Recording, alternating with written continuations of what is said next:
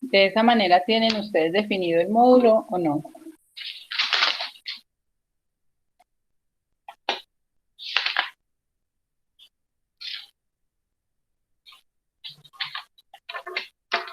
Bueno, muchachos.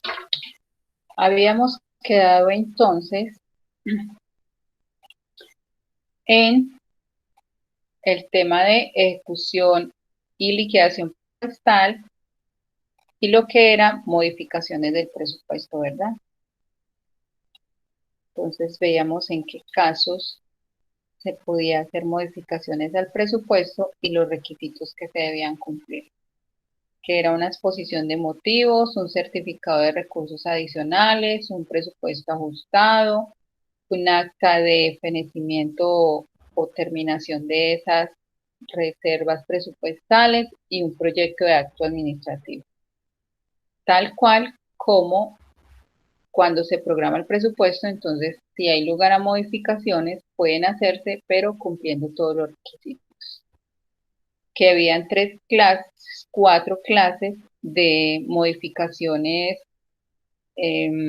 aceptables o bajo las cuales se podía hacer, y era un traslado presupuestal disminuyendo el monto de una apropiación para aumentar otra en la misma cuantía, un crédito adicional, adición de partidas aprobadas pero no previstas en el objeto del gasto, una cancelación de una apropiación o la supresión de un gasto del presupuesto o una reducción o aplazamiento de las apropiaciones cuando en el año no los recaudos puedan ser inferiores a los inicialmente previstos. Decía entonces que seguramente en la vigencia 2020 tuvo que hacerse ese tipo de modificaciones al presupuesto debido a la contingencia que se presentó por el tema de la pandemia.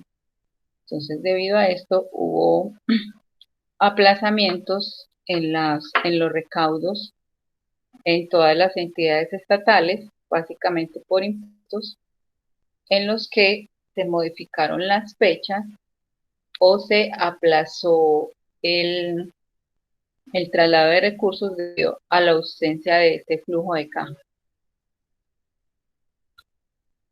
Entonces, hubo que seguramente reducir o aplazar de forma definitiva algunas de esas partidas, especialmente los gastos, porque si no hay recaudos, que son lo que generan los flujos de caja, el efectivo o dinero con el que se cuenta para ejecutar esas apropiaciones de gastos,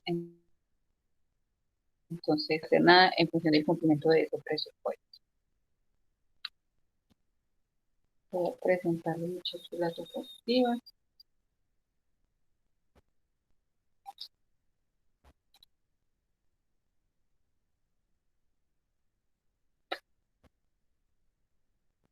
Entonces aquí tenemos esa dinámica de las modificaciones presupuestales. Cuando hay una adición, una reducción o un traslado, entonces lo que generan esos movimientos.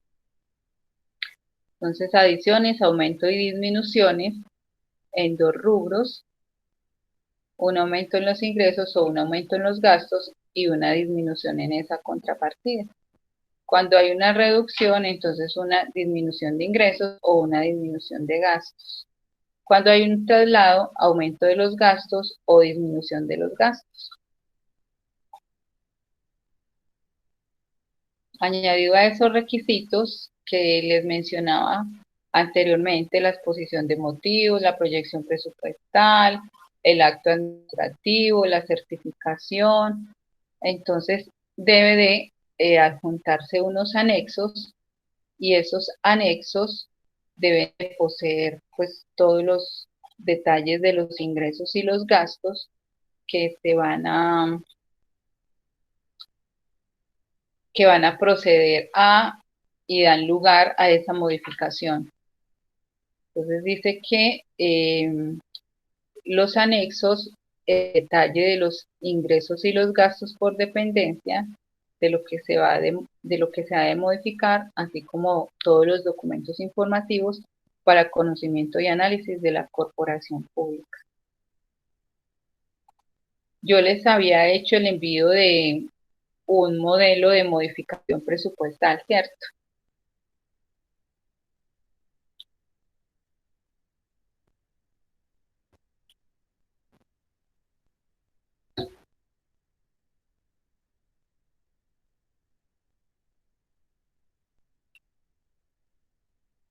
Bueno, tenemos entonces liquidación, recaudo y cobro de impuestos. Recuerden que los impuestos son una de las rentas o los ingresos principales que integran ese rubro presupuestal. Esos rubros de presupuesto son la razón de ser en su mayoría de esa, ese diseño programación presupuestal, y es lo que va a dar lugar a ese flujo de fondos para la ejecución de las apropiaciones por gastos. Entonces, básicamente de los impuestos es de donde provienen los recursos para hacer la ejecución de gastos e inversiones de esa programación presupuestal. Entonces, ¿qué debe contener esa liquidación, recaudo y cobro de impuestos?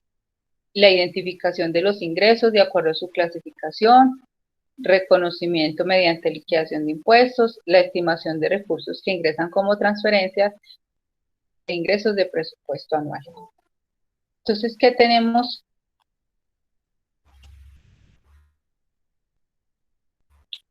¿Qué tenemos en cuanto a esta liquidación, recaudo y cobro de impuestos? Entonces, dentro de esa programación presupuestal, lo que tenemos son unas partidas de estimación de lo que va a ingresar por rentas en ese rubro de impuestos. ¿Qué se hace entonces luego cuando ya se hace la liquidación y se pretende recaudar? Entonces, por ejemplo, con el impuesto predial, lo que se hace es generar una factura o un formulario de liquidación en el cual se hace la estimación de lo que vale de lo que cuesta ese impuesto para esa persona, para el dueño del predio. ¿Qué hace entonces esa liquidación? Es lo que el municipio es recaudar por ese impuesto y menciona entonces tres tarifas: una trimestral, una anual con descuento y una anual en su totalidad. Cuando se hace entonces la identificación del ingreso, entonces sería ingresos por rentas municipales, en este caso sería el municipio, el encargado de recaudar ese impuesto, de administrarlo, es el municipio. Entonces, el municipio tendrá dentro de su programación presupuestal un rubro que se llamará ingresos por impuesto predial.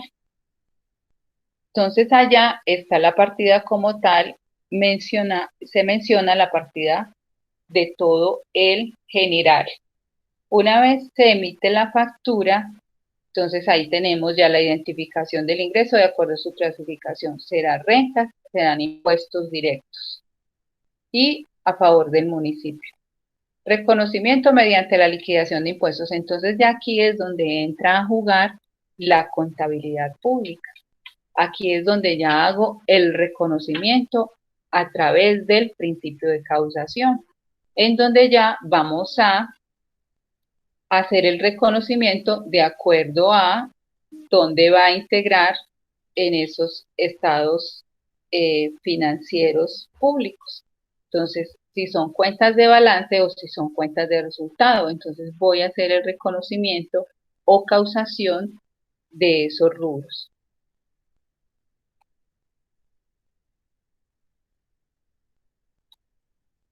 Entonces, ¿cómo llevo a cabo ese reconocimiento? Entonces, una cuenta por cobrar, entonces digamos que Alex tiene un predio en el barrio Providencia. Ese predio da lugar a el cobro del impuesto predial. Digamos que el impuesto predial anual tiene un valor de 500.000 pesos, pero si paga de forma anticipada, entonces va a pagar 420.000.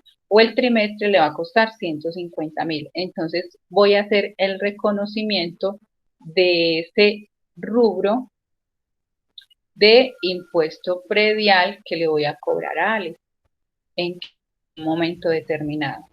Entonces, a medida que Alex vaya pagando, entonces voy a cancelar esa cuenta por cobrar.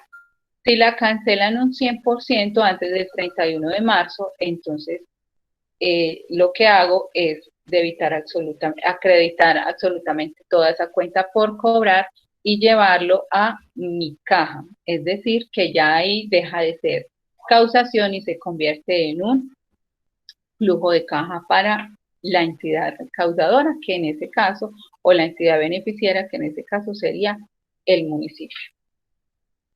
Una estimación de los recursos que ingresan como transferencias, entonces ya esto tiene que ver con los traslados que hace el departamento o que hace la nación al municipio, y recaudo de ingresos de presupuesto anual. Entonces, ese recaudo tiene que ver entonces con todas esas rentas que estaban presupuestadas.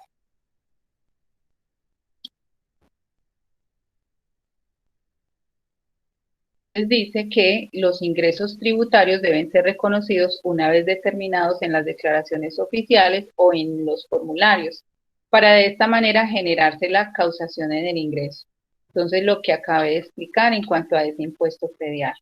Entonces, una vez se genera la factura eh, para cada una de los predios que conforman el municipio o que están dentro del municipio, se hace entonces, se maneja a través de la contabilidad de causación. Y luego pasa a ser entonces contabilidad de caja una vez se hace el pago del impuesto. Dice, la ejecución real ocurre con base al recaudo efectivo de este tipo de recursos, lo que les acabo de mencionar. Entonces, contabilidad de causación en el momento en que se factura, porque se llevaría a una cuenta por cobrar a ese dueño de predio. Y luego, cuando se ejecuta el pago, entonces quito la cuenta por cobrar de esa contabilidad pública y lo llevo directamente al recaudo, que sería a una cuenta corriente donde ingresa, o a una cuenta de ahorros, dependiendo de en qué cuenta esté asignada para recibir este tipo de recursos. Entonces, lo que se conoce como un sistema de caja. Debemos tener presente esta partecita de lo del sistema de caja, porque ahora vamos a ver ese rubro especialmente. Dice en oposición al principio de causación, el cual aplica para la ejecución del presupuesto de gastos e inversión.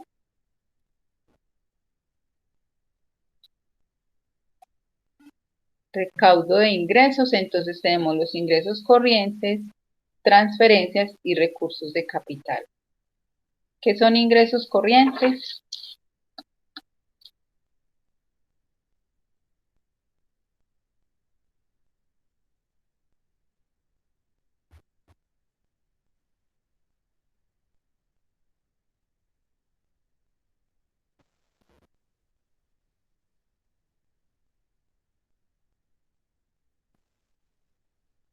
No están ahí, muchachos. Ya se me fueron.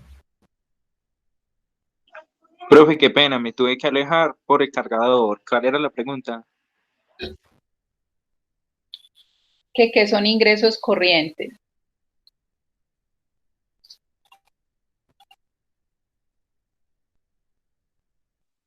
Son los relacionados al objeto principal de la entidad, ¿no? Sí.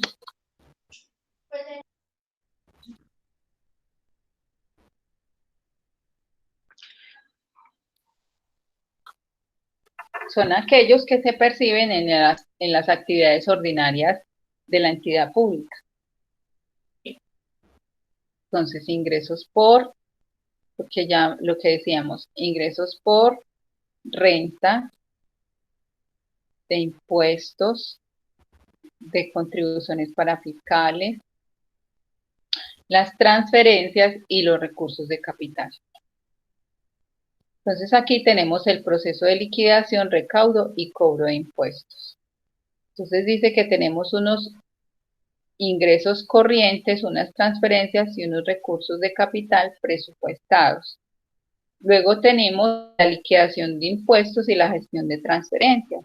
La liquidación de impuestos, entonces, en el ejemplo que les daba, por ejemplo, el impuesto predial o el impuesto de valorización o el impuesto de vehículos. Luego, el cobro de impuestos. Hay unas fechas estimadas para hacer el recaudo. Entonces, ese cobro de impuestos es en una fecha precisa. Si una vez pasada esa fecha, entonces hay también estipulados unas sanciones para quienes sobrepasen esa fecha. En el caso del impuesto predial, pues hay plazo hasta el 31 de diciembre, pero se otorga descuento con el fin de garantizar el recaudo de manera anticipada. Fiscalización de impuestos y gestión de desembolsos y recaudo de impuestos y desembolsos.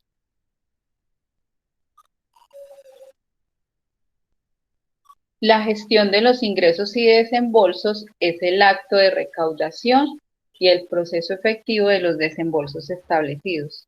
Mecanismos administrativos determinados para el recaudo. Entonces, un mecanismo administrativo para el recaudo del impuesto predial es el otorgar ese descuento por pronto pago. Y para los morosos o los que no cumplan con los calendarios tributarios para cada uno de los impuestos, entonces implica las por incumplimiento con intereses de mora o las tasas adicionales que el municipio, el departamento o la nación estimen para ello. Entonces esto se llevará a cuentas de orden en el momento en que se liquida dicha sanción o en el momento en que se dé dicho incumplimiento. Y luego, cuando entonces se da el derecho exigible, ya pasarán a la contabilidad como tal. Por lo pronto, entonces se registrarán en cuentas de orden, porque recuerden que allí están registradas aquellas cuentas como contingentes, ¿sí? Aquellas que en la medida del tiempo van a pertenecer o van a ser parte de esa contabilidad. Tienen la posibilidad o la no posibilidad. En la clase pasada creo que hablábamos de esas amnistías que se otorgaban para lograr el pago de esas sanciones o multas. Entonces, como pasado un tiempo, creo que son 5 años, si no estoy mal, cuando se deben impuestos, por ejemplo, de vehículos, caduca.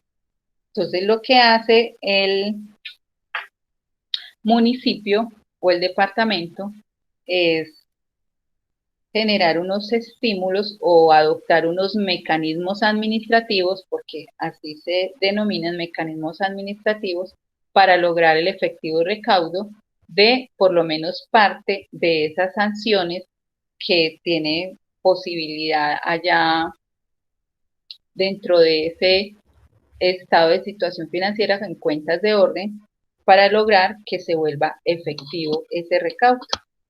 Entonces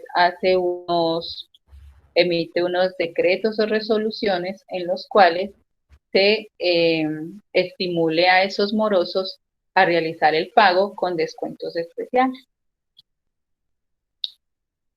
Ordenación del pago y el gasto. Perdón.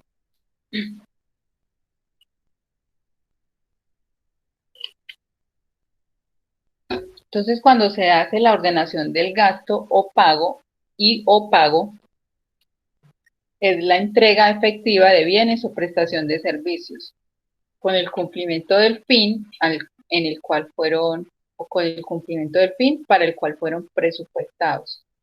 Adquisición de compromisos y ordenación de pagos. Instrumentos y mecanismos para llevar a cabo el registro. Entonces, antes de hacer la ordenación del pago, esto ya es en cuanto a a gastos. Entonces, una vez tienen el recaudo del impuesto, ya tienen flujo de caja disponible para ejecutar gastos. Las ejecuciones presupuestales no pueden darse si no hay flujo de caja, si no hay una contabilidad de caja disponible para efectuarlos. Entonces, si el municipio genera facturas por impuesto predial por 1.000 millones de pesos, hasta que no tenga una parte en el banco recaudada, podrá llevar a cabo ordenación y ejecución de gastos. Entonces, para hacer esa ordenación del gasto o el pago, entonces también debe de cumplir con unos requisitos antes de. Y esos requisitos es un certificado de disponibilidad presupuestal. ¿Qué quiere decir esto? Que está debidamente registrado en esas partidas que se programaron en el presupuesto, que hay una partida comprometida específicamente para ese rubro. Es decir, entonces, si voy a entregar a la escuelita Juanita, si voy a entregar a esa escuelita 100 millones de pesos para dotación, entonces tiene que haber un certificado de disponibilidad presupuestal. Es decir, que ese rubro, esos 100 millones de pesos están contemplados dentro del presupuesto. Que existe la disponibilidad de caja y que se ha constituido, si es necesario, una reserva en cuentas por pagar para hacer esa inversión. Es decir, si ya tengo la disponibilidad de caja y tengo certificado de disponibilidad y está debidamente presupuestado, entonces cuando tenga el flujo de fondos, cuando tenga los 100 millones en el banco, lo que voy a hacer es trasladar esa partida que está presupuestada, lo voy a trasladar como un pasivo, una cuenta por pagar a esa escuelita por los 100 millones de pesos. Las inversiones, como ya lo habíamos mencionado, cuando voy a hacer inversiones, cuando el municipio, el departamento de la nación van a ejecutar inversiones, van a hacer traslados de fondos en función de inversión social, estas deben de estar, además de estar programadas dentro del presupuesto, deben de estar registradas en el Banco de Programas y Proyectos. Y se deben tener presentes entonces todas las modificaciones presupuestales y las autorizaciones para comprometer vigencias futuras si dentro de esa inversión se compromete. Entonces aquí está ese proceso de ordenación del gasto.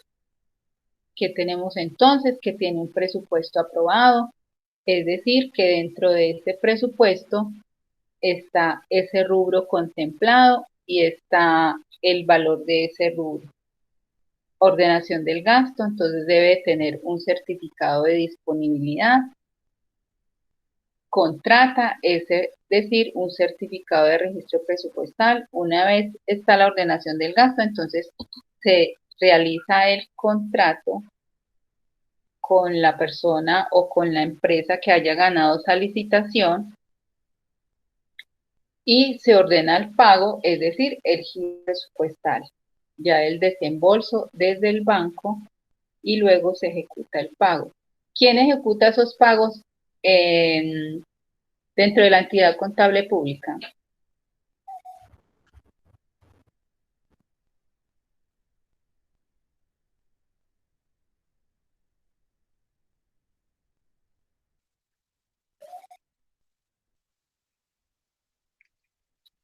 Eh, dime.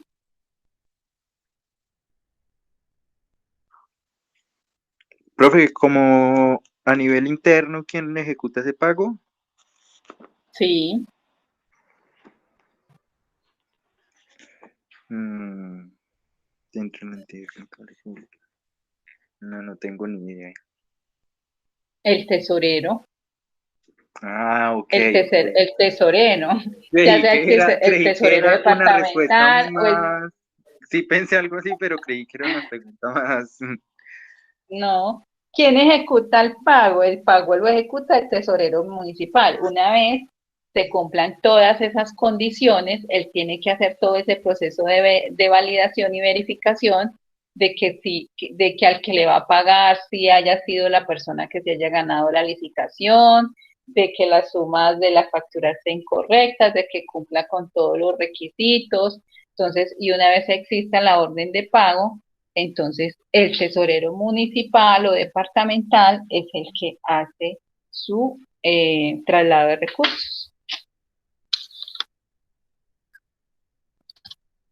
Aquí tenemos entonces el formatico que les envié de el formato de ejecución presupuestal de ingresos y de gastos.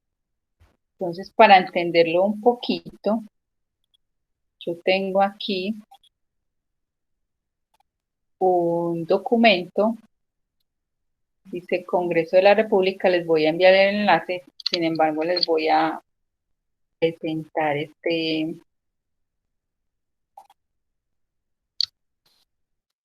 lo que tengo aquí. Voy a presentar para que analicemos un poquito.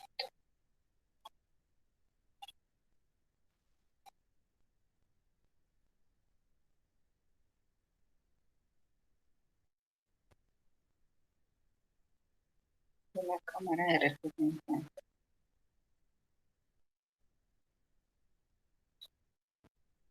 Listo. Entonces, ¿qué tenemos aquí?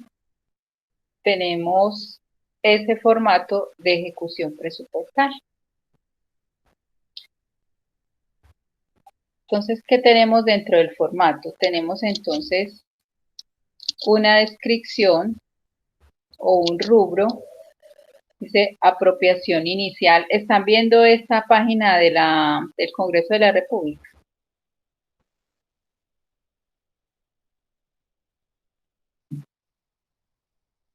Ah, Alex, no sé si alcanza a verlo porque en el celular creo que se ve muy pequeñito. Pero bueno. Profe, más o menos, sí. Bueno, igual ahí tienes el enlace por si lo quieres revisar en el momento en que tu computador vuelva a ser él. Listo. Entonces, ¿qué tenemos? Tenemos una apropiación inicial, una adición presupuestal, es decir, que se hizo una modificación y esa modificación consistió en una adición, luego se hizo una reducción de esa apropiación y queda una apropiación vigente. Entonces, si tomamos los 193.600.000, no, eso no son 193 millones.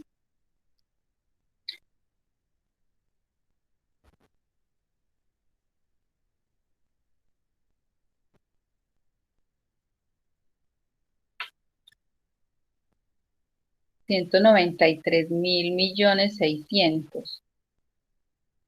Si le sumamos esos 28.942, entonces, y le reducimos esos 16, queda entonces la apropiación vigente. Luego dice que tiene una apropiación disponible. Si tenemos los 206 menos los 205, me da una apropiación disponible de 530. Dice que lo comprometido, entonces son los 5.509. Y que la obligación está por 204.009. La obligación de pago como tal. Entonces aquí tenemos que lo que ya apropió y lo que ya ordenó el pago es de 204.009. Y fue por lo mismo que se ejecutaron los pagos. Pero dice que hay una reserva constituida de 1.499. 1.499 millones. Entonces, aquí podemos ver un poquito cómo es el diligenciamiento de este formato. este formatico donde dice cuál es la apropiación inicial, si tuvo adiciones, o sea, modificaciones, cuál entonces es el total finalmente del rubro o de esa apropiación, cuál es el compromiso adquirido, cuál es la cuenta por pagar, cuál es la diferencia entre lo que está apropiado y lo que está comprometido, y finalmente lo que se paga. Entonces, miremos si esos 205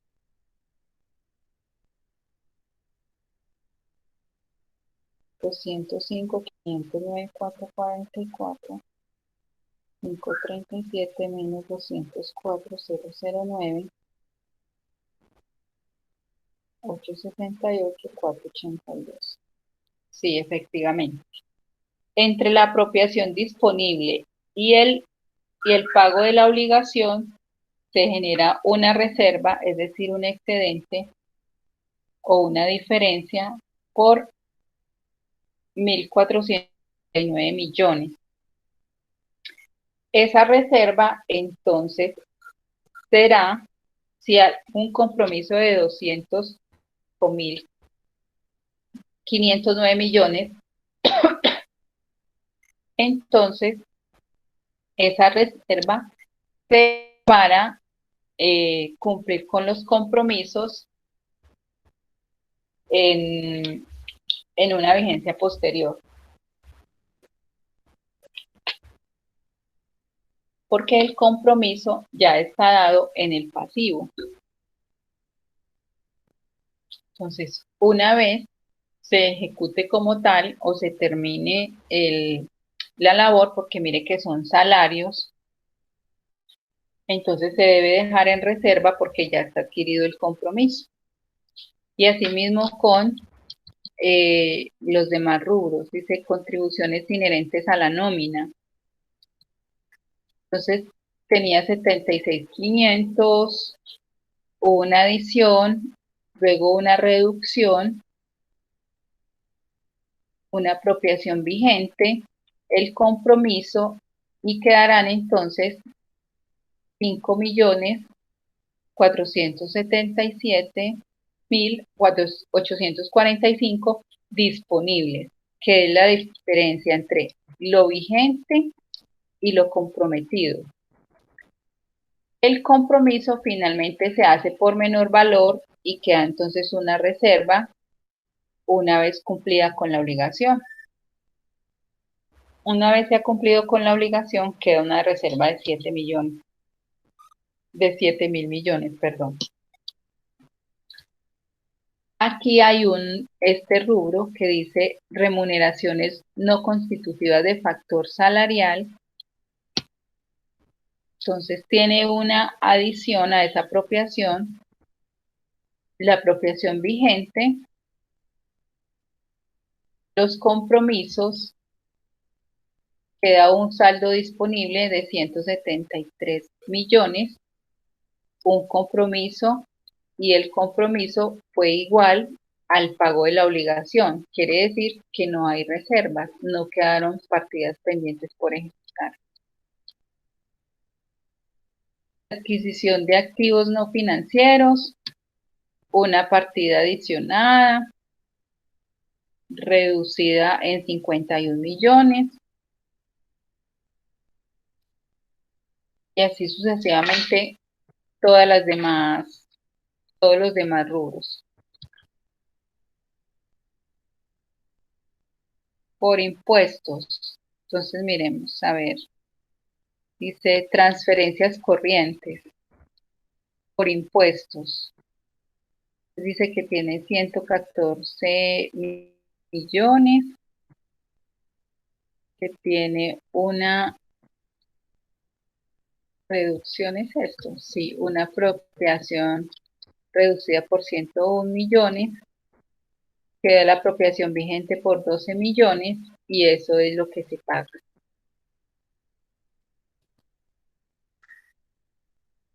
Tasas y derechos administrativos, tenía una apropiación inicial de 62 millones y fue reducida. Quería mirar si acá había alguna que se evidenciara para dónde fue la reducción, pero no se evidencia aquí dentro de este cuadro para dónde se fue esa reducción o de dónde provino esa adición.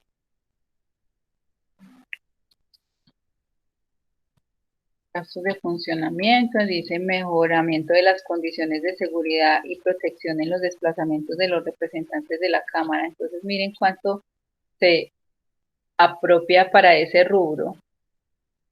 41.868 millones.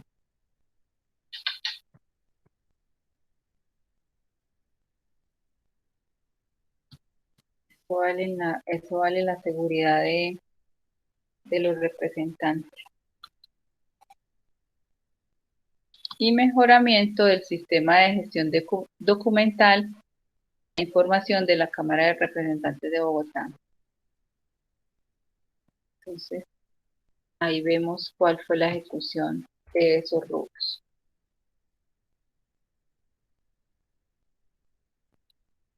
Este es entonces un modelo de ejecución presupuestal y cómo se diligencia ese formato.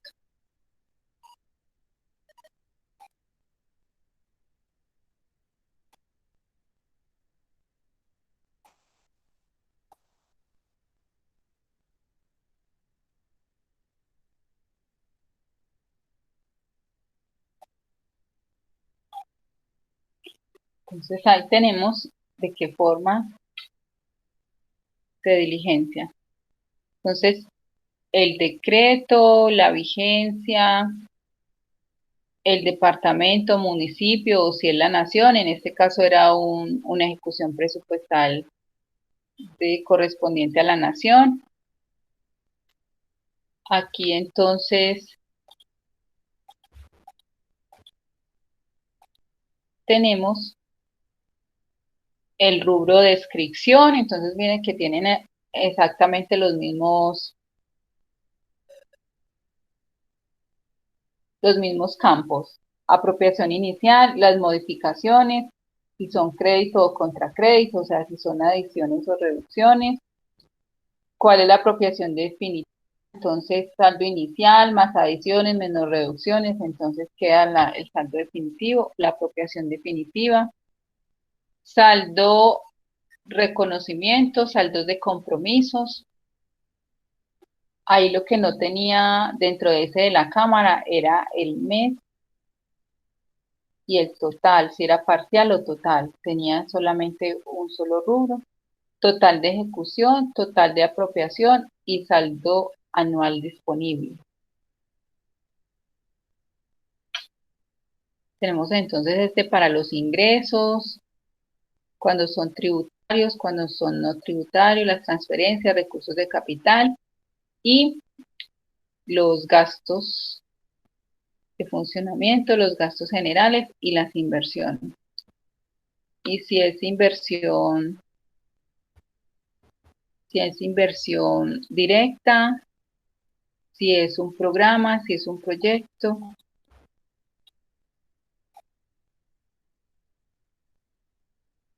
Bueno, entonces cuando se hace la ejecución presupuestal, una vez se hace la ordenación de pago, entonces se hace la causación. Y la causación generalmente se lleva a cuentas por pagar.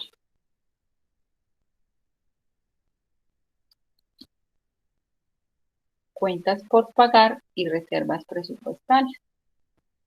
Entonces, estas surgen de todos esos procesos de contratación administrativa. Y una vez cumplidos los requisitos para llevar a cabo esa ejecución presupuestal. Entonces, esas contrataciones administrativas sabemos que es un recurso legal contraer una obligación o un derecho y son actos contractuales celebrados por órganos públicos para el desarrollo del objeto de la apropiación presupuestal previo al certificado de disponibilidad presupuestal. Entonces, vamos a retomar sobre esa etapa de ejecución presupuestal.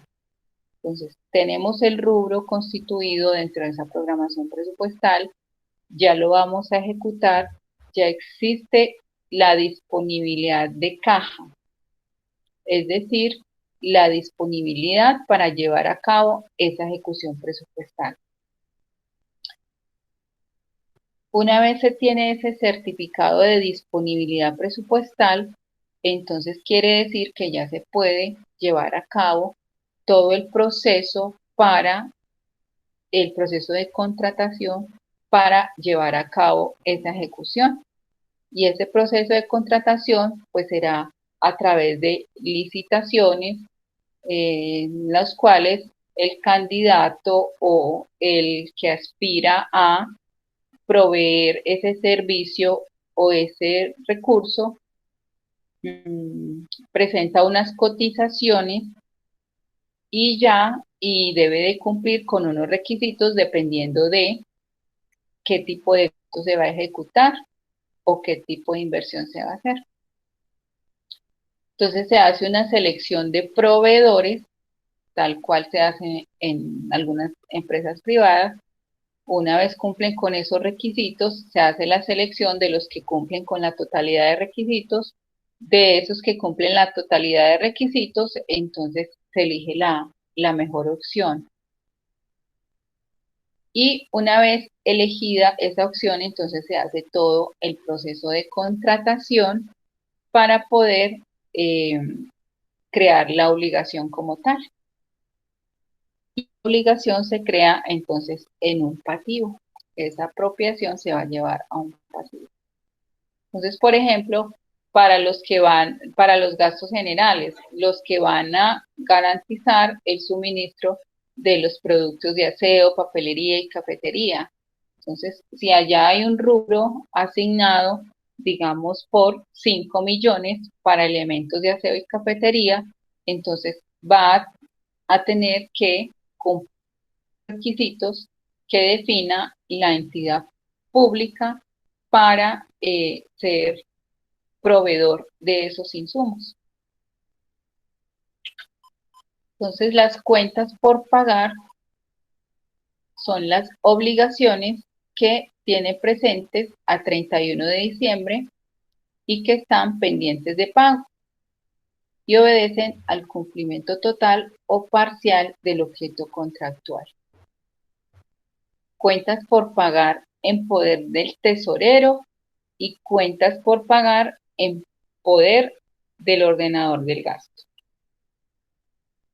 Entonces, las cuentas por pagar en poder del tesorero son aquellas que ya pasaron todos los filtros y que ya cumplieron con todos los requisitos y que ya tienen una orden de gasto, que simplemente ya están causadas, que solamente falta ejecutar el pago, hacer el traslado de los recursos.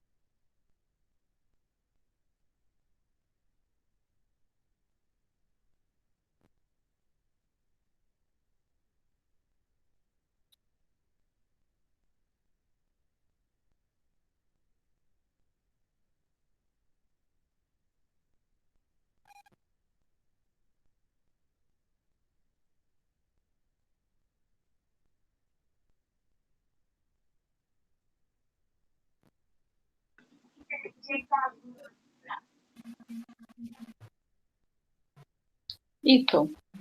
Entonces, ¿qué tenemos?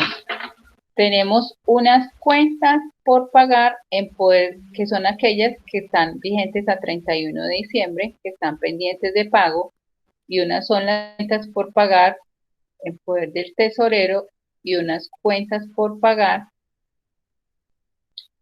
que están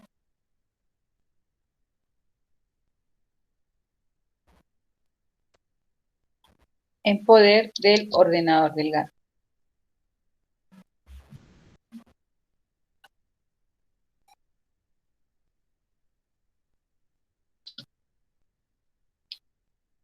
¿Qué son las reservas presupuestales? Ya las vimos allá dentro de ese formato de ejecución presupuestal.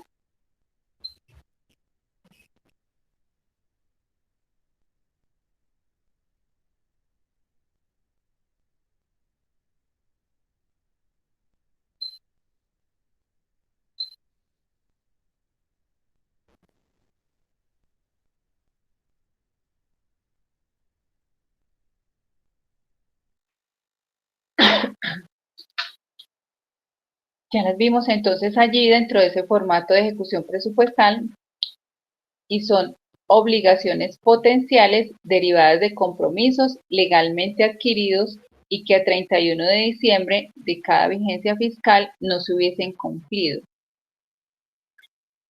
Bienes no recibidos, obras no terminadas y servicios no prestados contraídos legalmente que cuentan con su registro presupuestal correspondiente y desarrollan el objeto de apropiación. Compromisos menos obligaciones pagadas son iguales a reservas presupuestales, lo que les mencionaba entonces ahora. Esas reservas se constituyen porque ya está suscrito el compromiso, ya está el contrato firmado y se está dando ejecución. Lo que faltó algo por terminar o por entregar y el traslado de fondos no se ha realizado, tal cual como en la contabilidad privada, ¿cierto? Solo que en la contabilidad privada nosotros trabajamos en función del principio de causación.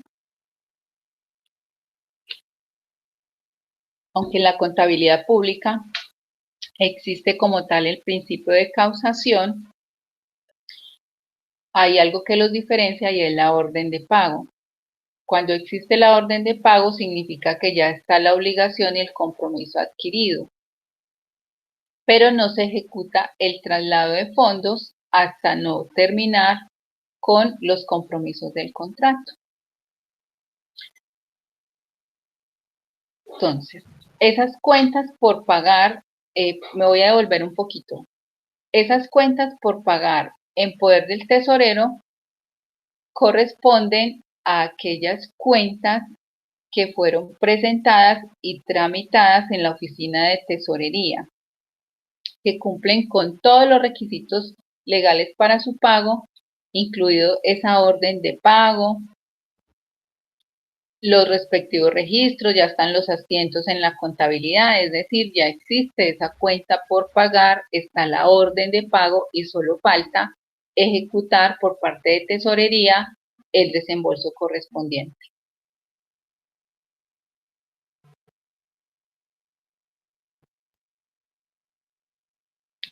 Y las que están en poder del ordenador del gasto son aquellas que a pesar de haber recibido ya los bienes, derechos o servicios, aún no cumplen a satisfacción con el servicio o con los requisitos para ejecutar la orden de pago. Entonces, esa es la diferencia entre las dos. Unos ya cumplen con todos los requisitos y solo falta que se haga el desembolso, el traslado de fondos. A los que están en poder del ordenador del gasto es porque falta el cumplimiento de alguno de los requisitos y no se ha hecho efectiva esa orden de pago como tal para pasar a tesorería. Y las reservas presupuestales entonces serán aquellos compromisos adquiridos, los cuales quedaron pendientes de traslado de fondos.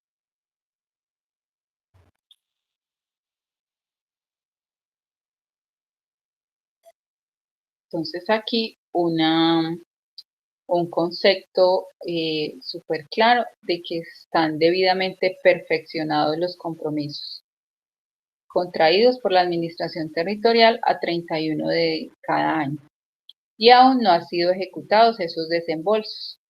Es decir, no presentan acta de recibo a satisfacción de los bienes o servicios contratados, independientemente que se cuente o no con los recursos necesarios para la cancelación. Entonces allí, en el formato de ejecución presupuestal que veíamos de la Cámara de Representantes, vimos que habían varios rubros que contenían reservas presupuestales. Y lo podemos evidenciar en el compromiso que se efectuó está por un valor mayor al del pago. Por ejemplo, el de nómina tiene 205.000 millones y solamente se pagaron 204.000 millones. Entonces, ahí se constituye por esa diferencia una reserva presupuestal.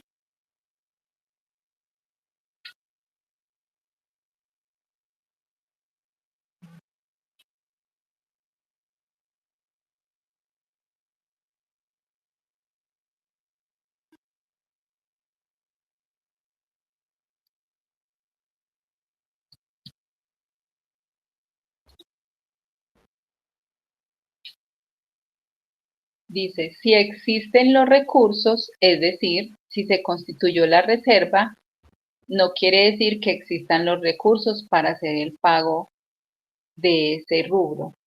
Pero si existen entonces los recursos para su financiación, se incorporan en el presupuesto siguiente como una vigencia fiscal, tanto en el ingreso como en el gasto, como una adición presupuestal.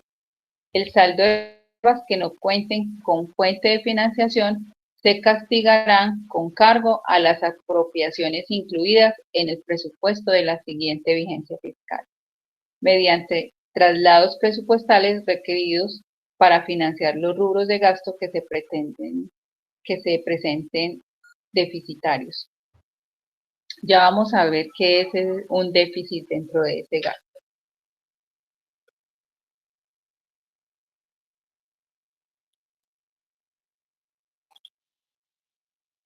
Yo tengo aquí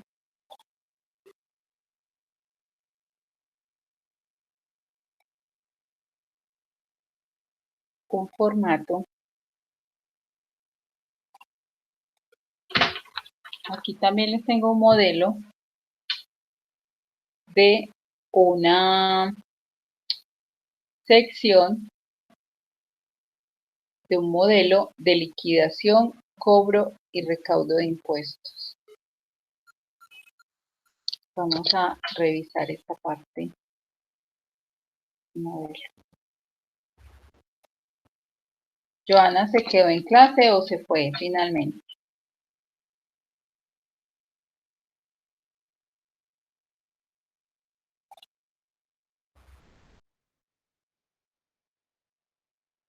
Ah, aquí estoy, dice. Ok, gracias.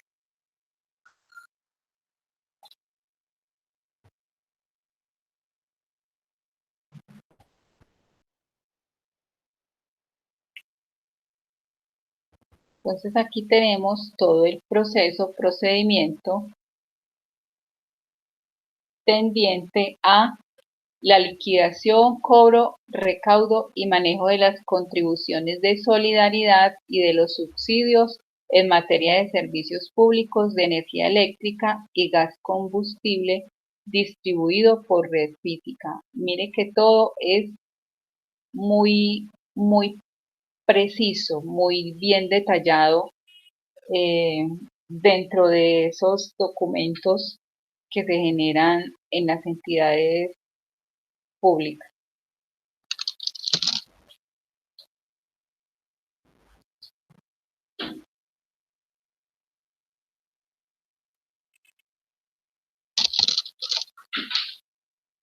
O en aquellas que administran recursos públicos.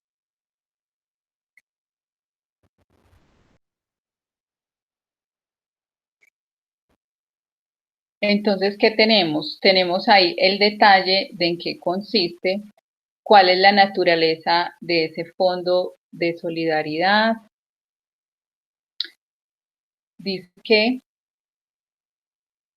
está a cargo del Ministerio de Minas y Energía y es un fondo cuenta especial de manejo de recursos públicos en esta parte, sin personería jurídica, sujeto a las normas y procedimientos establecidos en la Constitución Nacional, el Estatuto Orgánico del Presupuesto General de la Nación y las demás normas legales vigentes.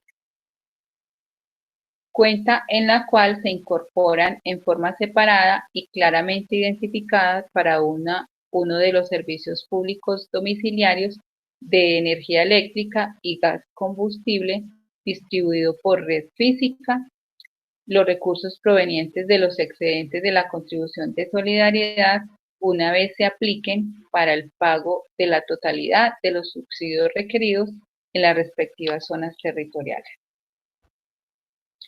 Entonces, ¿cuáles son las funciones del Ministerio de Minas y Energía en relación con el Fondo de Solidaridad para subsidios y redistribución de ingresos? Entonces, ahí, ¿cuáles son esas funciones? Entonces, son las funciones de presentar el anteproyecto de presupuesto relacionado con esos montos de recursos, determinar el monto de contribuciones facturadas y los subsidios aplicados que se reconozcan trimestralmente, administrar y distribuir los recursos de los fondos de solidaridad para esos subsidios. Básicamente son esas tres funciones las que tiene el ministerio, las que están en cabeza del Ministerio de Minas y Energía con relación a ese fondo de solidaridad. Contabilidad interna, procedimiento interno, liquidación, reportes y validación. Entonces, dentro de ese proceso interno, miremos la contabilidad interna y está específicamente destinado, dice que en contabilidad separada deben detallar los recursos provenientes de sus subsidios y las contribuciones facturadas y de las rentas recibidas por concepto de contribución. El procedimiento interno.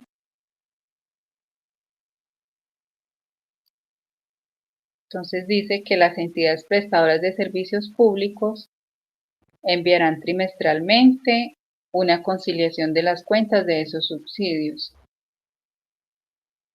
Y ahí entonces en este punto A define cómo se liquida entonces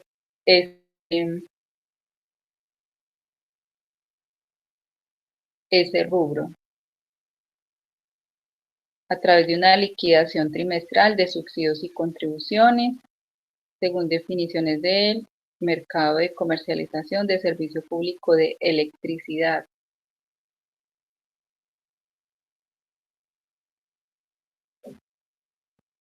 Las comercializadoras deberán reportar al Fondo de Solidaridad de Minas y Energía la conciliación trimestral de esas cuentas y subsidios dentro de los 30 días calendarios.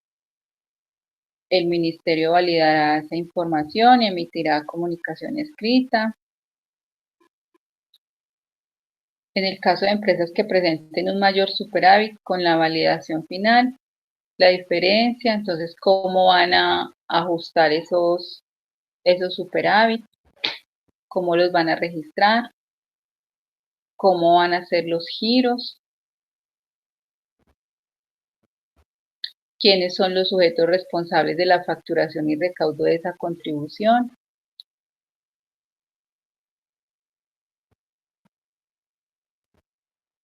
factor en el cual se determina la contribución, responsabilidad de los prestadores de servicios públicos,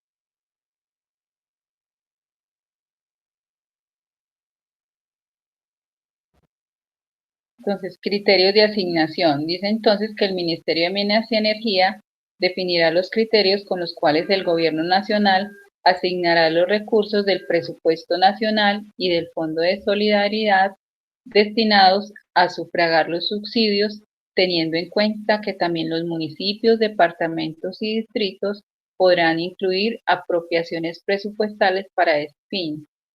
Al definir los criterios de asignación, siempre deberá tener en cuenta preferentemente a los usuarios que residan en aquellos municipios que tengan menor capacidad para otorgar subsidios con sus propios recursos.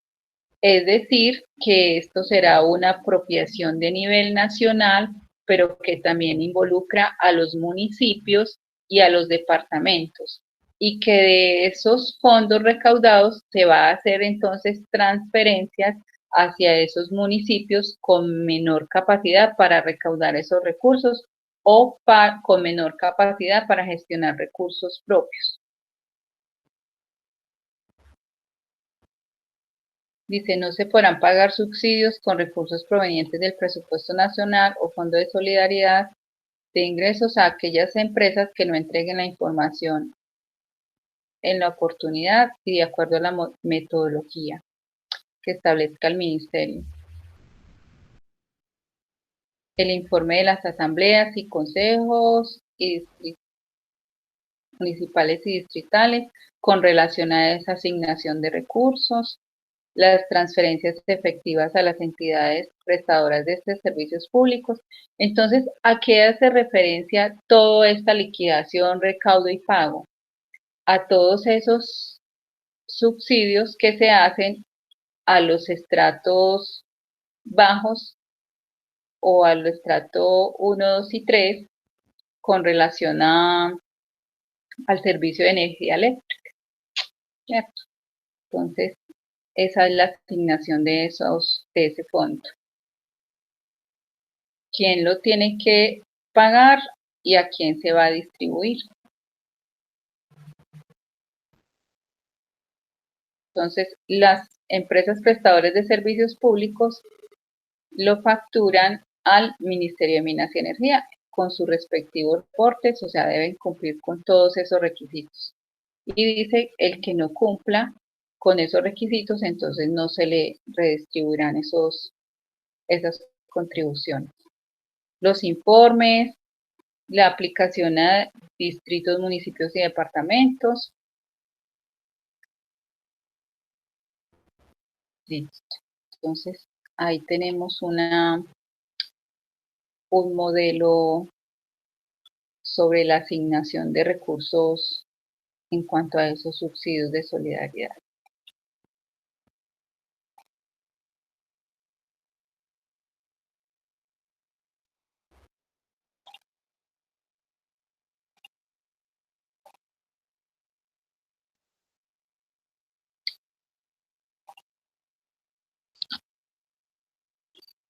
Bueno, entonces aquí vamos con el programa anual mensualizado de caja. El programa anual mensualizado de caja es un instrumento de manejo financiero y de ejecución presupuestal que tiene como finalidad verificar el monto máximo mensual de fondos disponibles y regular los pagos mensuales con el objeto de garantizar el cumplimiento de las obligaciones para alcanzar las metas establecidas en el plan financiero plurianual.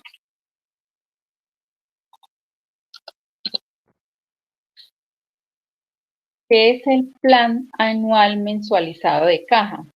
Entonces, es un formato que se diligencia en función de programar el recaudo y la ejecución de desembolsos mensualmente. Se hace por el año, pero se hace mensualizado, como su nombre lo indica. Entonces, es el instrumento que le permite al tesorero controlar esas partidas de entrada y de salida que debe ejecutar. Entonces, si el municipio pretende recaudar 500 millones durante el mes, entonces asimismo debe programar salidas de 500 millones. Entonces, por eso dice que es un instrumento de manejo financiero y de ejecución presupuestal. Estos programas también se pueden, ese programa o ese formato también se puede elaborar en la contabilidad privada y se llama estado de flujo de caja, pero no es no lo vamos a confundir con flujo de fondos o flujos de efectivo. Ese flujo de caja es simplemente esa proyección de lo que me va a ingresar durante el mes. Entonces, si tengo cuentas por cobrar, esas cuentas por cobrar a 30 días, ¿cuánto suman? Y tengo entonces cuánto me vale la nómina, cuántos proveedores debo pagar en el mes, cuánto me cuestan los servicios públicos, cuánto me cuestan los arrendamientos y cuánto otros rubros. Entonces, de acuerdo a ese plan de pagos que tengo, entonces también debo de programar unos ingresos para que se mantenga como la contabilidad pública está en función de presupuesto y ese presupuesto en una contabilidad de caja, entonces en la contabilidad pública con mayor razón se debe controlar ese flujo de recursos y se hace a través de este formato, entonces en el cual se establecen esos ingresos, esos gastos o esa inversión que se va a ejecutar durante el mes y de acuerdo a los recursos disponibles. Y ahí se va como colocando el termómetro para no entrar en un déficit, para no adquirir compromisos que no se puedan cumplir.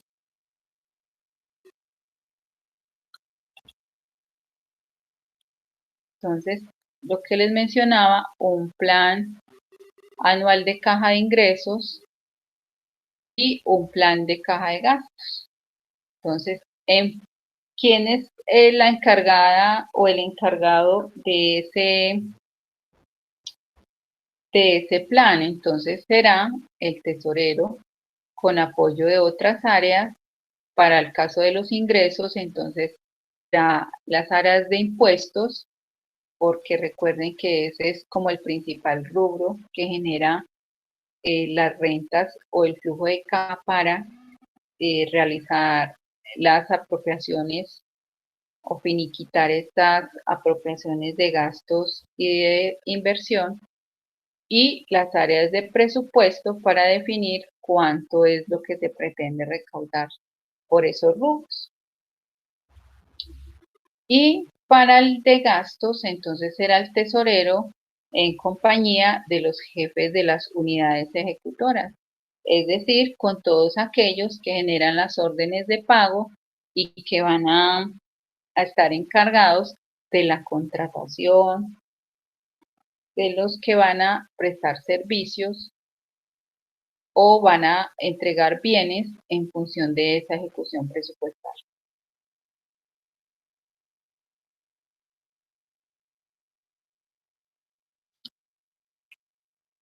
Entonces, ¿qué implica? Este programa mensualizado de caja implica tener un plan financiero, el decreto de liquidación presupuestal, unas metas de pago definidas por el Consejo Nacional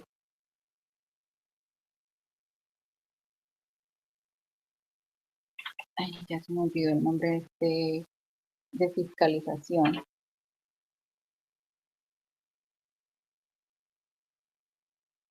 Y entonces, de acuerdo a esto, se hace un plan mensualizado de caja. Consejo Nacional Superior de Política Fiscal, es el CONFIS. Entonces, tenemos un plan financiero. ¿De dónde parte ese plan financiero? De lo que tenemos en la programación presupuestal. Entonces, ¿cuánto vamos a recaudar y durante qué periodos? Entonces, se estima que en el mes de marzo, como tenemos vencimientos de industria y comercio y predial, entonces hay un valor significativo dentro de ese presupuesto de ingresos que se genere una entrada de renta y que vaya directamente a ser parte de esa contabilidad de caja, de ese recurso disponible que tengo para ejecutar gastos e inversión. Unas metas de pago definidas por el Consejo Superior de Política Fiscal, y con ello entonces voy a poder generar un programa anual mensualizado de caja.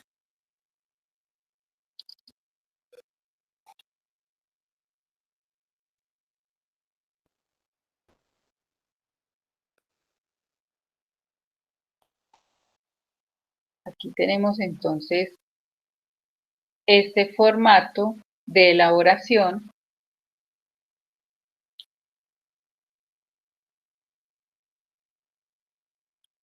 del plan anual mensualizado de caja. Entonces, si es departamento o municipio, cuál es el presupuesto vigente, cuál es lo que se pretende, cuánto es lo que se pretende recaudar en el mes de enero, en el mes de febrero, en el mes de marzo. Si es para ingresos, cuánto por corrientes, cuánto por tributarios, cuánto por no tributarios. Y finalmente el total. Y así para los gastos, ¿cuál es el presupuesto? Entonces, si tenemos planeados 5.000 millones de pesos, entonces esos 5.000 millones de pesos, ¿cómo se van a ejecutar durante todo el año? Los gastos de funcionamiento, igual si la nómina me vale 1.000 millones de pesos cada mes, entonces tendré que colocarla allí. Pero no es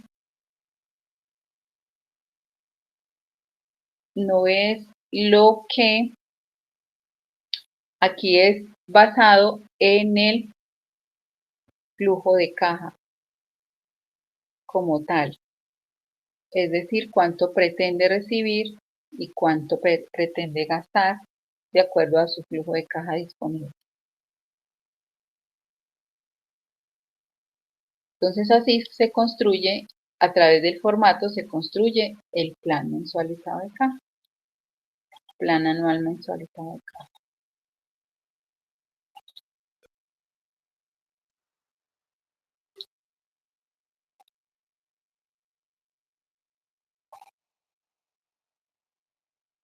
Entonces cada una de las entidades públicas tendrá un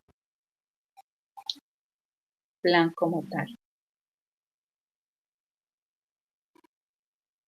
Este es este plan.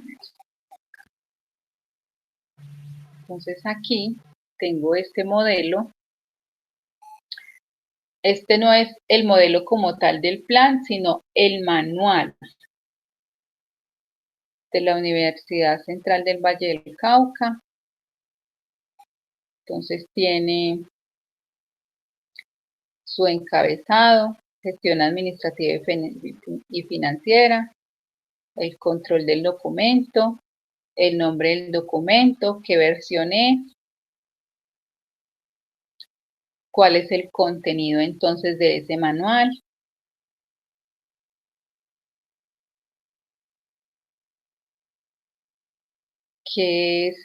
qué es ese plan o cómo se define. Entonces, en todas partes está la misma definición. Es un instrumento para la ejecución presupuestal que fija los montos máximos de fondos en la Tesorería General a disposición para pagos mes a mes en cada vigencia fiscal, permitiendo proyectar el comportamiento de la liquidez y de esa manera programar el flujo de pagos. Entonces, lo que les mencionaba es una estrategia, un mecanismo que tienen las entidades públicas, no solamente las públicas, sino en las privadas también podemos encontrar estos planes mensualizados de caja. Y precisamente son para eso, para definir si es necesario, por ejemplo, en la contabilidad privada o en una empresa privada, para definir si los recursos con los que cuenta, eso en el privado se hace es tomando los saldos a 31 de cada mes de los bancos y de caja, se le suman lo que se pretende recaudar en el mes en esas cuentas por cobrar y se colocan todos los gastos que se van a ejecutar. Entonces, al final, ingresos menos costos y gastos nos dará si ese mes vamos a quedar en déficit o si vamos a estar bien con la liquidez suficiente, vamos a terminar con la liquidez suficiente para el, el mes y ahorrar para quedar con excedentes para el mes siguiente o si definitivamente vamos a quedar en déficit y de ahí se toman entonces decisiones. Cuando se hace por todo el año sería un proyectado porque no tenemos un presupuesto o si existe un presupuesto entonces se hace en función de esa parte presupuestada. Entonces, si la meta del año es obtener 1.000 millones de pesos, ¿cuánto voy a recaudar cada mes de esos 1.000 millones de pesos en ventas? Entonces aquí ya partimos de un presupuesto. Si el presupuesto inicialmente es de recaudar 5.000 millones de pesos, entonces eso es lo que debe ir en ese plan allá, consignado cada mes, dividir esos 5.000 millones de pesos, cómo los va a recaudar cada mes, de acuerdo a todo lo que pretende. Entonces, como les decía anteriormente, en el mes de marzo seguramente va a estar eh, estos ingresos proyectados en mayor proporción que los otros meses, porque hay vencimiento de impuestos en este mes de marzo Entonces se espera que el recaudo sea mayor a los meses siguientes. El alcance, el objetivo de ese plan anual de caja, realizar la proyección mensualizada de los recursos requeridos por la institución con base en el presupuesto asignado para la vigencia fiscal, efectuando un adecuado seguimiento y control permanente sobre la ejecución de estos recursos. El marco legal, pues entonces el decreto 111 de 1996 y las definiciones, que es el rezago presupuestal. Entonces corresponde a las reservas presupuestales y cuentas por pagar legalmente constituidos al cierre de la vigencia fiscal y que deben ser pagadas en la vigencia siguiente sin excepción. Entonces ese rezago que vimos allá en el formato no es otra cosa que las reservas presupuestales que deben quedar ahí pendientes. Esas cuentas por pagar que quedan pendientes.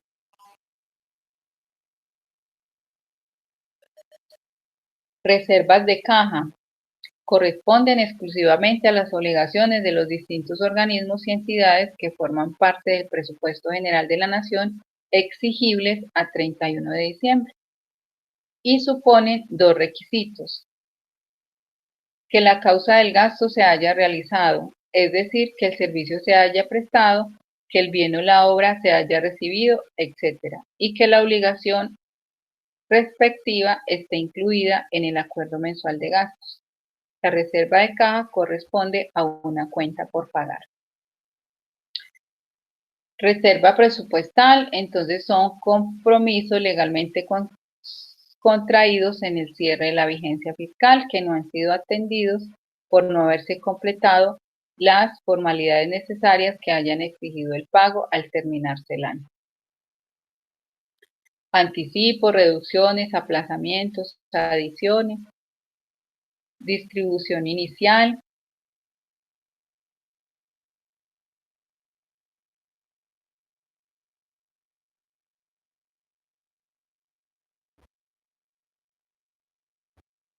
clasificaciones. Entonces aquí tenemos que las clasificaciones son con relación a los gastos de funcionamiento, servicio a la deuda y de inversión. Allí tenemos entonces los códigos que se asignan a esos rubros y cuáles son las modificaciones que se le van a hacer a ese plan anual de caja en esa institución. Cuando adicionan, cuando aplazan y cuando reducen. ¿Cuál va a ser el seguimiento y medición que se le va a seguir a ese plan?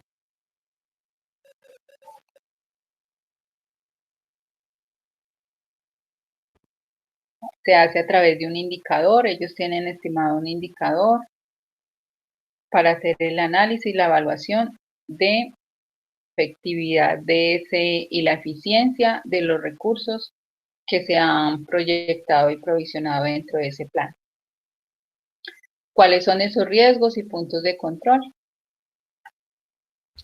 Entonces, todo lo que tiene que ver con el sistema presupuestal y con las entidades públicas está debidamente o debe estar documentado.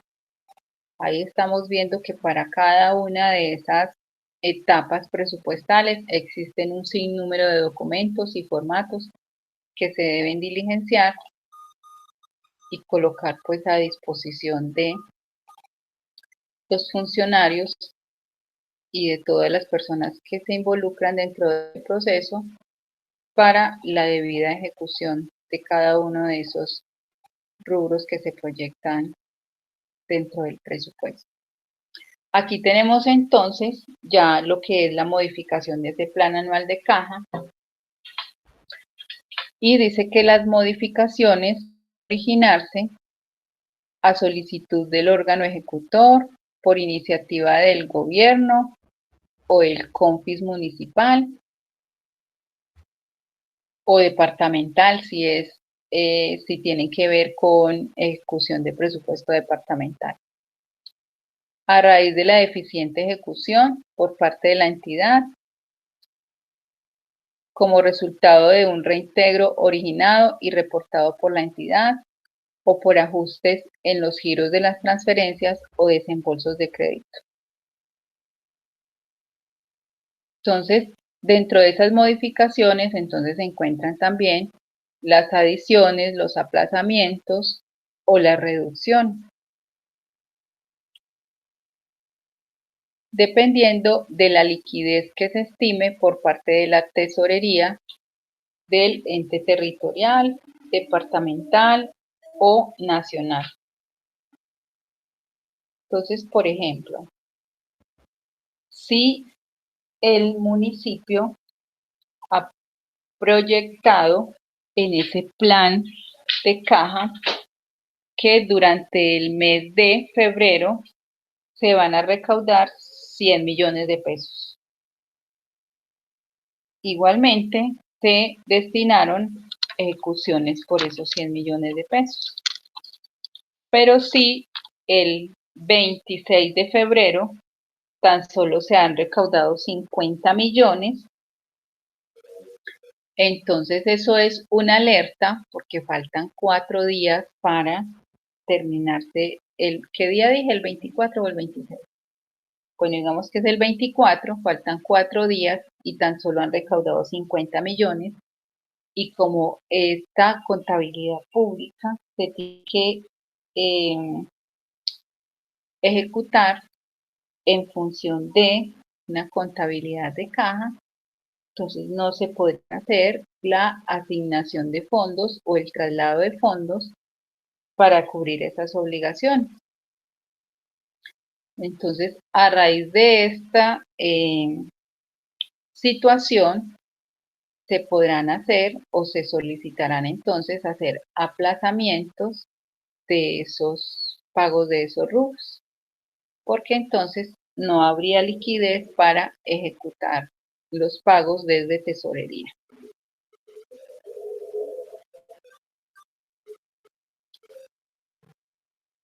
Responsabilidad y control sobre el presupuesto. Entonces aquí ya sabemos que hay unos interesados que pueden tener acceso a esa contabilidad pública, lo vimos al inicio del módulo, y aquí vamos entonces a entrar a relacionar en quién recae la responsabilidad y control de ese presupuesto, para que todos los movimientos se hagan en función a lo que ya está asignado por decreto o por ley o por ordenanza.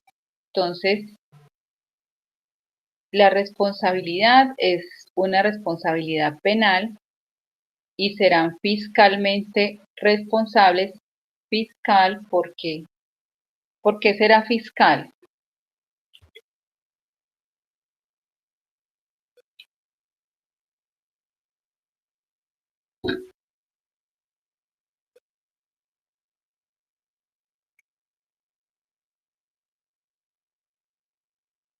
Ya no estamos aquí.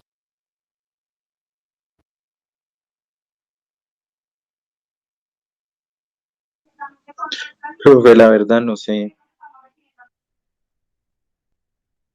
Porque involucra recursos de la nación y recursos por rentas. Y recuerden que las rentas en su mayoría son de tipo, son de impuestos. Entonces, por ello, decimos que es responsabilidad fiscal. Dice que la responsabilidad, entonces, esa responsabilidad fiscal estará en los ordenadores del gasto, en los funcionarios que contabilicen las obligaciones, en el ordenador del gasto que constituye reservas, en los pagadores que efectúen y autoricen los pagos y que violen los preceptos consagrados en la ley.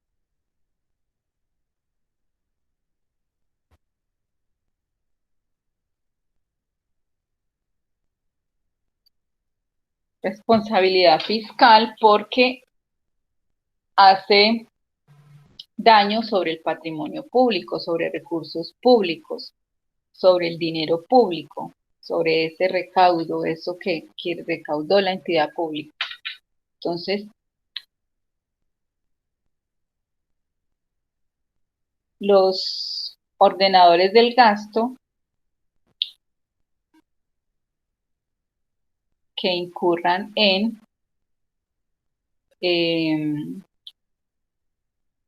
cualquier acto que desvíe los dineros o que comprometa esos recursos públicos. Entonces dice allí en cuanto a la constitución de reserva,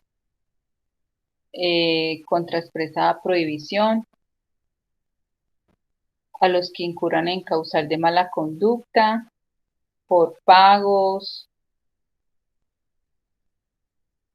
aquellos que demoren los pagos o la ejecución presupuestal sin justa causa, aun cuando ya estén los fondos disponibles o legalizados esos compromisos.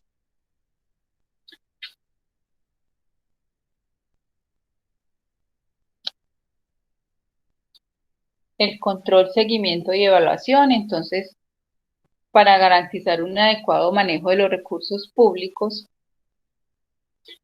y evitar que se desvíen esos dineros o que se incurra en malas conductas, entonces hay unos controles respectivos.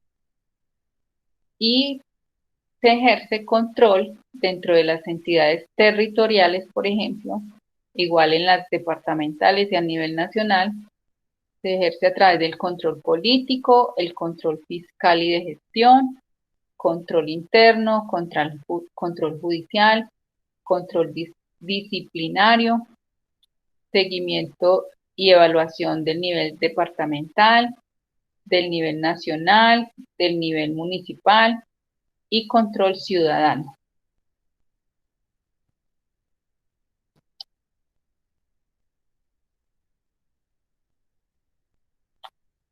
Y ese control también se puede hacer a través de las veedurías. Las veedurías, entonces, de acuerdo a la Ley 50 del 2003, las funciones específicas. Entonces, entre esas funciones están vigilar los procesos de planeación, conforme a la Constitución y la ley, que se dé participación a la comunidad, vigilar que en la asignación de los presupuestos se prevean prioritariamente las soluciones de necesidades básicas insatisfechas según los criterios de celeridad, equidad y eficiencia. Vigilar porque el proceso de contratación se realice de acuerdo con los criterios legales. Vigilar y fiscalizar la ejecución y calidad técnica de las obras, programas e inversiones en lo correspondiente a nivel territorial. Recibir los informes, observaciones y sugerencias que presenten los ciudadanos y organizaciones en relación con las obras, programas que son objeto de veeduría.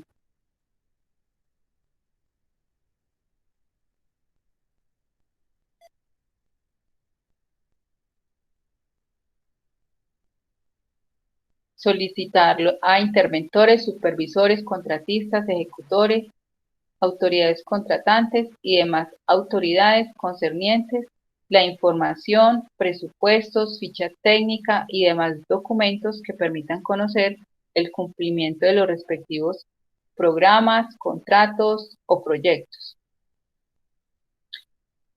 Entonces, esas veedurías son, digamos, que los entes de control interno, los que vigilan que el presupuesto y esa ejecución, que la ejecución presupuestal se dé en los términos de ley, que las contrataciones que se hagan cumplan con todos los requisitos, que todo se dé en función de lo que hablaba desde el principio, de solucionar o de que se cumplan los objetivos básicos y principales de esa destinación presupuestal y de las necesidades básicas de la población. En cuanto a ese control, seguimiento de evaluación, pues también tenemos un control político, que es el análisis de los informes o la solicitud de informes de parte de, por ejemplo, de la alcaldía, los jefes de departamentos administrativos, el análisis y seguimiento que se le hace a esa ejecución presupuestal. El control fiscal pues será entonces ejercido por la Contraloría Municipal, Departamental o la Contraloría General de la Nación, a través de la ejecución de esos recursos. Control interno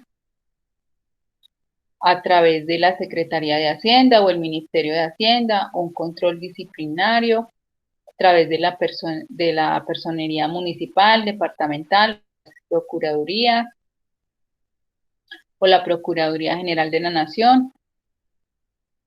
Esto en cuanto a revisión de las contrataciones de los empleados, si se dieron en los términos legales, si los servicios que prestan están en función de el perfil profesional que tenga el funcionario. El control judicial pues estará a cargo de la rama judicial, los fiscales, los jueces. Seguimiento de evaluación a nivel departamental.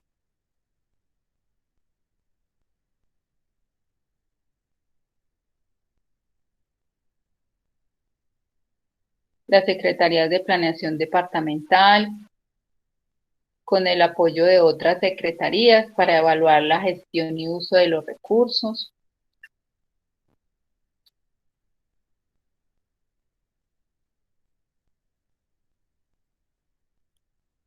El control ciudadano, pues ya en función de esas veedurías, la asignación de funciones a esas veedurías para lo que es lo que atañe a todo lo que es la ejecución presupuestal como tal, que se dé dentro de los términos conforme a la ley.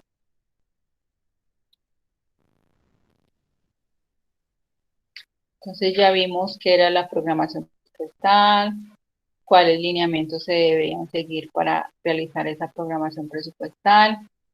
Ya vimos entonces lo que es ejecución presupuestal, cuándo se puede modificar ese presupuesto, en qué consiste esa, el recaudo de esos rubros que conforman el presupuesto y cómo se llevan a cabo esas apropiaciones o esas ejecuciones de gastos. El plan anual mensualizado de caja. Ahora vemos entonces el cierre de tesorería, presupuestal y fiscal.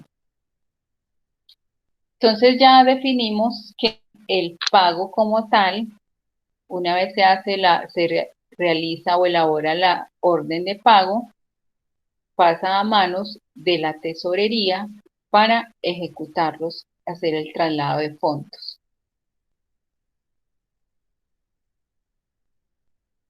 Una vez finalizado el año, se hace un cierre de tesorería y es establecer el balance financiero de tesorería presupuestal y fiscal para evaluar los logros alcanzados, las metas cumplidas y los resultados con relación a los objetivos propuestos. Este cierre de tesorería simplemente es como una comparación de lo programado y lo ejecutado,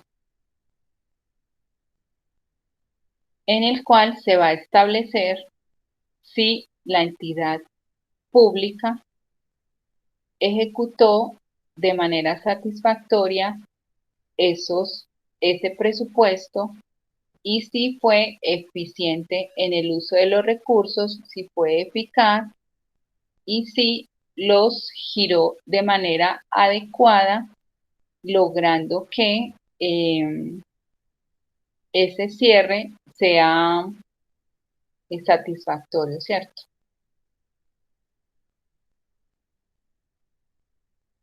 Entonces, ¿qué me define ese cierre de tesorería? Me define entonces si se establecieron los compromisos, si se cumplieron y cuál fue la gestión de esos recursos que se habían propuesto inicialmente. Si se lograron los objetivos y el adecuado uso de los recursos.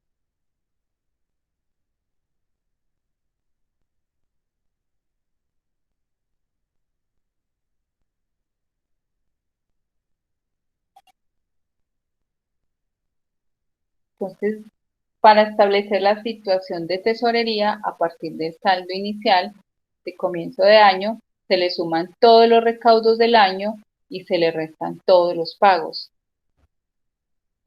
Tengamos en cuenta que esto es a nivel de tesorería, o sea, la contabilidad de caja. Se toman los recaudos, por eso habla de recaudos, porque es contabilidad de caja, se le restan los pagos y las cuentas pendientes de pago a 31 de diciembre de dicho año, es decir, es un cierre fiscal, pero en este caso sería un cierre de tesorería, un cierre de caja. O también se puede establecer cuál es la situación tomando el saldo final de caja y bancos y restando todos los fondos a terceros o cuentas por cobrar. Entonces aquí tenemos el formato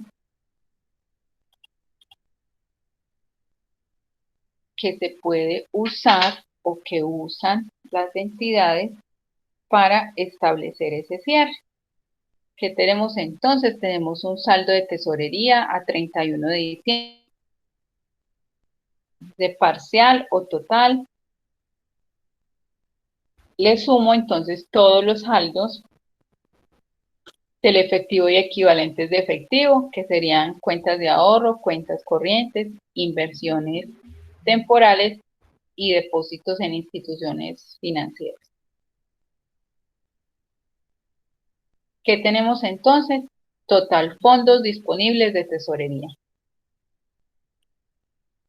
Y luego tenemos los exigibles de tesorería, o sea, esos pagos que tengo pendientes de fondos especiales, de fondos de terceros, fondos con destinación específica, cuentas por pagar, acreedores varios.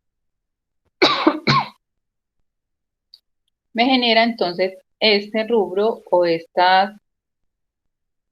total me genera una disponibilidad de tesorería y de allí puedo sacar una conclusión que es la situación de tesorería.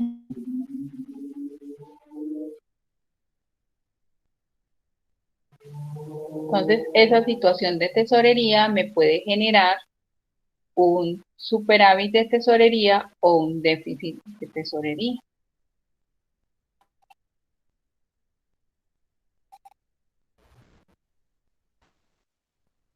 Entonces aquí dice que la situación de tesorería al cierre de la vigencia puede ser superavitarios o deficitarios. Aunque esta última situación no debería presentarse en ningún ente territorial, ya que supone saldos negativos en bancos, eventos que se hayan prohibido por la normatividad vigente.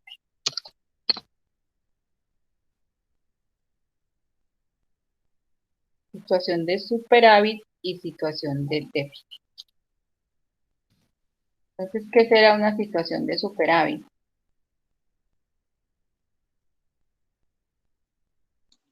Cuando hay como un incremento dentro de la partida. Exactamente. No tanto un incremento, sino cuando quede un excedente. Un Entiendo, sí, mayor pues en recaudo, en la sí, pública funciona diferente, sí es verdad. exactamente. Recuerda que el presupuesto se elabora en función de lo que ingreso, me lo gasto, ¿cierto? Si me ingresan 5.000 millones, me gasto 5.000 millones. O sea, sí o sí los voy a ejecutar. Entonces, presupuesto 5.000 millones de ingresos, por lo tanto, tendré 5.000 millones disponibles para gastar e invertir. Si yo tengo de ingresos 5.000 millones y me gasto 4.500, entonces tengo en tesorería, tengo unos ingresos de 5.000 millones, pero tengo unos gastos y unas partidas pendientes de 4.500, me quedan 500. Entonces quiere decir que obtuve un mayor recaudo o un recaudo por encima de lo presupuestado y una menor ejecución del presupuesto de gastos, tal cual el ejemplo que les estoy dando. Entonces, tengo 5.000, todos lo que tengo en esas cuentas fueron 5.000 y lo que tengo en esas partidas 4.500, quedan 500, quiere decir que tengo un superávit de tesorería. Y si me ocurre al contrario, tengo 5.000 y en esos rubros que restan tengo 5.050, entonces quiere decir que tengo un déficit de 50. ¿Qué genera esto? Entonces genera un plan de mejoramiento y un acompañamiento por la Dirección de Apoyo Fiscal del Ministerio de Hacienda para obtener los recursos y las salidas de esas deficiencias.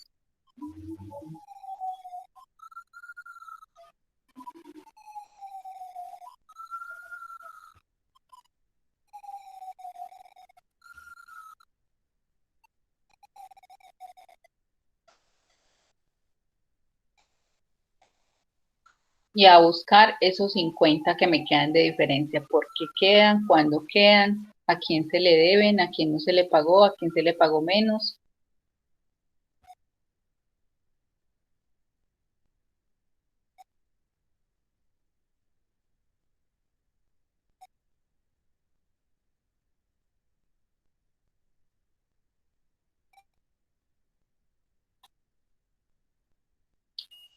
Tenemos entonces, esa era la situación la situación de tesorería. Tenemos también dentro de esa ejecución una situación presupuestaria. Dice que es un sistema mixto de caja y causación. Recuerden entonces que la contabilidad pública tiene un periodo de contabilidad de causación y también uno de caja, pero el presupuesto se ejecuta en función del sistema de caja. Tiene un sistema de causación de ingresos y gastos y una situación a cierre presupuestal que este también puede ser de superávit o de déficit. El superávit refleja la falta de gestión de la administración sobre el presupuesto para comprometer recursos apropiados. Cuando dice apropiados, quiere decir a los que están allá certificados dentro de ese presupuesto, los que están asignados. Y un déficit, falta de gestión en la administración para la ejecución. ¿La ejecución de qué? De los ingresos con relación a esos gastos. Aquí dice entonces las cuentas por pagar superan los recaudos, que eso es lo que generalmente ocurre en cada vigencia, cuando dejan la ollita raspada. Entonces, ese sistema presupuestal queda entonces en déficit debido a que no se hizo uso adecuado de los registros, de los recursos, o definitivamente se hizo mayores apropiaciones de las que generalmente se podía. Pueden surgir muchas situaciones en torno a esa situación, ¿cierto? A esa condición. Y es que probablemente sí se proyectaron los recursos que se iban a recaudar, pero no se lograron por una situación ajena a la entidad pública como tal.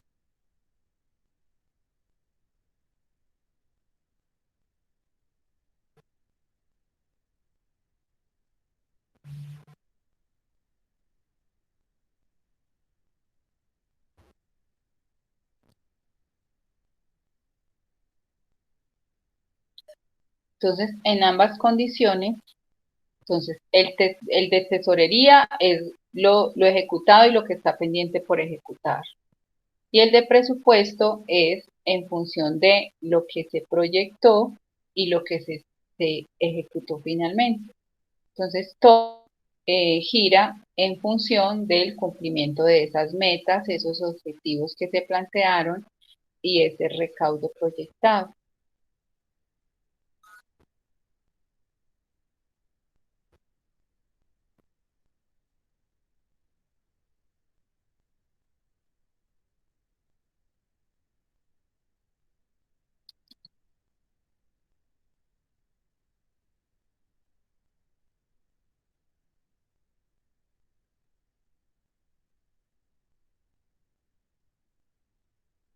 Bueno, muchachos, yo creo que vamos a dejar ahí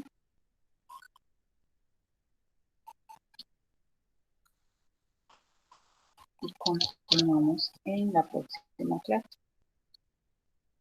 con este Vale, profe.